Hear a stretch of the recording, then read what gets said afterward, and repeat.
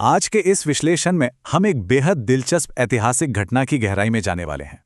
हम कुरान की सूरा अन-निसा की कुछ खास आयतों के जरिए इंसानी फितरत, न्याय और सबसे बढ़कर निफाक यानी पाखंड के मनोविज्ञान को समझने की कोशिश करेंगे।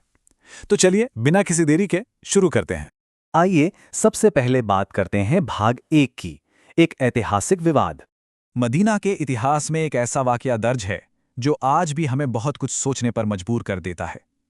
स्रोतों के अनुसार यह आयतें तब उतरीं जब एक मुनाफिक यानी वो जो सिर्फ नाम का मुसलमान था और एक यहूदी के बीच विवाद हुआ। अब यहां हुआ क्या? यहूदी ने रसूल सल्लल्लाहु अलैहि वसल्लम से फैसला कराने की बात की। क्यों? क्योंकि वो उनकी निष्पक्षता और सच्चाई को बहुत अच्छी तरह जानता था। लेकिन दूसरी तरफ मुनाफिक ने काब बिन अल अशरफ नामक एक यहूदी नेता के पास जाने की जिद की।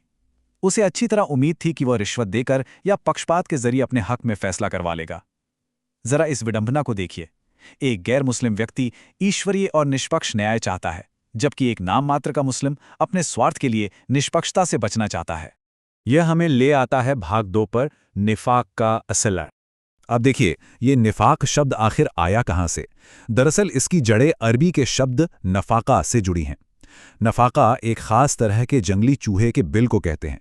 इस बिल की खासियत ये होती है कि इसमें हमेशा बाहर निकलने के 2 रास्ते होते हैं। मतलब अगर शिकारी एक तरफ से घुसे तो चूहा तुरंत दूसरे रास्ते से भाग निकलता है। ये दोहरे मापदंड और हमेशा अपने लिए एक एग्जिट रूट यानी बचने का रास्ता खुला रखने का कितना जबरदस्त रूपक है ना? मुनाफिक का व्यवहार भी बिल्कुल ऐसा ही होता है। जब भी सच्चाई या न्याय उसके खिलाफ जाता है, वो झट से बचने का कोई दूसरा रास्ता ढूंढ लेता है। स्रोतों में मुनाफिकों की मानसिकता को समझाने के लिए एक और बहुत ही सशक्त रूपक का इस्तेमाल किया गया है। उन्हें सहारे से खड़ी की हुई लकड़ियों जैसा बताया गया है। इसका मतलब है कि वे बाहर से देखने में बहुत आकर्षक और मजबूत लग सकते हैं, उनकी बातें सुनने में भी बहुत अच्छी लग सकती हैं, लेकिन अंदर से वे पूरी तरह खोखले होते हैं। उनमें किसी भी तरह के सच्चे विश्वास या ईमानदारी का कोई आधार नहीं होता। आगे बढ़ते हैं भाग 3 की तरफ। सूरह अन-निसा की आयत 60 और 61। सूरा अन-निसा की आयत 60 सीधे तौर पर इसी मुनाफिक मानसिकता पर प्रहार करती है। ये लोग ईमान का बड़ा बड़ा दावा तो करते हैं, लेकिन जब कोई असली विवाद सामने आता है तो वे अपना फैसला तागूत के पास ले जाना चाहते हैं। अब ये तागूत क्या है? तागूत का मतलब है कोई भी ऐसा झूठा या अन्यायपूर्ण अधिकार क्षेत्र जो ईश्वरीय कानून के खिलाफ हो। सच्चे ईमान की तो पहली शर्त यही है कि ऐसे अन्यायपूर्ण रास्तों को नकारा जाए, लेकिन मुनाफिक अपने निजी स्वार्थ के लिए उन्हीं रास्तों की शरण में जाता है। और फिर आयत 61 इस तस्वीर को और भी साफ कर देती है। जब इन लोगों को निष्पक्ष न्याय यानी अल्लाह और रसूल की तरफ बुलाया जाता है तो उनका रवैया देखने लायक होता है। वे बस कतराते नहीं हैं, बल्कि पूरी तरह से मुंह फेर कर भाग खड़े होते हैं। सच्चाई और न्याय से ये स्पष्ट अरुचि, ये मुंह फेरना दरअसल एक मुनाफिक की सबसे बड़ी आध्यात्मिक पहचान है। वो सच्चाई का सामना कर ही नहीं सकते। लेकिन यहाँ एक बहुत ही दिलचस्प सवाल पैदा होता है। जरा सोचिए, जब ऐसे इंसान की सच्चाई दुनिया के सामने आ जाए और उसे उसके दोहरेपन के लिए रंगे हाथों पकड़ लिया जाए, तब उसका बचाव तंत्र कैसे काम करता है? क्या आप इन आयतों के बाद वाली आयतों जैसे आयत 62-63 के बारे में भी जानना चाहेंगे, जहां मुनाफिकों के इन बहानों का दिलचस्प जिक्र है? तो चलिए देखते हैं भाग 4, मुनाफिकों के बहाने। आयत 62 इस पूरी स्थिति को बड़े ही सटीक तरीके से सामने रखती है।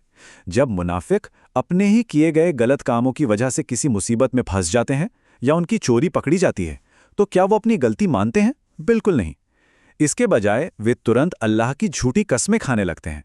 वे बड़ी मासूमियत से कहते हैं, अरे हमारा इरादा तो किसी का बुरा करने का था ही नहीं, हम तो बस दोनों पक्षों के बीच भलाई और मेल मिलाप कराना चाहते थे। ये बहानेबाजी और झूठी कस्में अपने गलत इरादों पर पर्दा डालने का उनका सबसे आम तरीका होता है। खैर, आयत 63 एकदम साफ कर देती है कि इन झूठे बहानों का कोई फायदा नहीं है। क्यों? क्योंकि अल्लाह उनके दिलों के असली इरादों को बहुत अच्छी तरह जानता है। स्रोतों के मुताबिक ऐसे लोगों के प्रति सही रवैया ये नहीं है कि हम उनके झूठे बहानों को मान लें, बल्कि उन्हें स्पष्ट रूप से नसीहत दी जानी चाहिए। उनसे ऐसे प्रभावी और प्रभावशाली शब्द कहे जाने चाहिए जो सीधे उनकी अंतरात्मा पर चोट करें और उन्हें उनकी वास्तविकता का एहसास कराएं। और अंत में हम आते हैं भाग 5 पर, सच्चे ईमान की पहचान। इस पूरे विश्लेषण और स्रोतों के अनुसार एक सच्चे मोमिन के व्यवहार के 3 बहुत ही स्पष्ट चरण होते हैं। पहला, किसी भी विवाद की स्थिति में बिना किसी हिचकिचाहट के ईश्वरीय न्याय को चुनना। दूसरा, जो भी फैसला आए उसे लेकर अपने दिल में रत्ती भर भी शक, तंगी या नापसंदगी महसूस ना करना। और तीसरा सबसे अहम चरण, उस फैसले के सामने पूरी तरह से और खुशी खुशी समर्पण कर देना। यह महज दिखावे की आज्ञाकारिता नहीं है, बल्कि एक गहरी आंतरिक शांति और स्वीकृति है। तो इस पूरी चर्चा का निष्कर्ष क्या निकलता है? निष्कर्ष यही है कि सच्चा ईमान केवल बातों का या मौखिक दावे का नाम नहीं है, बल्कि ये अल्लाह और रसूल के फैसलों को पूरी तरह स्वीकार करने से आता है। जो लोग अल्लाह के कानून को छोड़कर दूसरे रास्तों पर अपनी सुविधा के हिसाब से इंसाफ तलाशते हैं, उनके दिल की बीमारी, जिसे हम निफाक कहते हैं, इस व्यवहार से पूरी तरह जाहिर हो जाती है। इतिहास की ये घटना सिर्फ अतीत के पन्नों में दबी कोई कहानी नहीं है। जरा अपने आसपास देखिए, क्या आज के समाज में भी हम दिल की इस बीमारी से नहीं जूझ रहे हैं? क्या आज भी लोग अपने निजी फायदों के लिए सही और निष्पक्ष रास्तों को छोड़कर स्वार्थ से भरे गलत रास्तों की तलाश नहीं करते? निफाक का ये मनोविज्ञान और इंसान का ये दोहरापन आज भी उतना ही प्रासंगिक है, और ये हमें अपने खुद के गिरेबान में झांकने पर मजबूर करता है।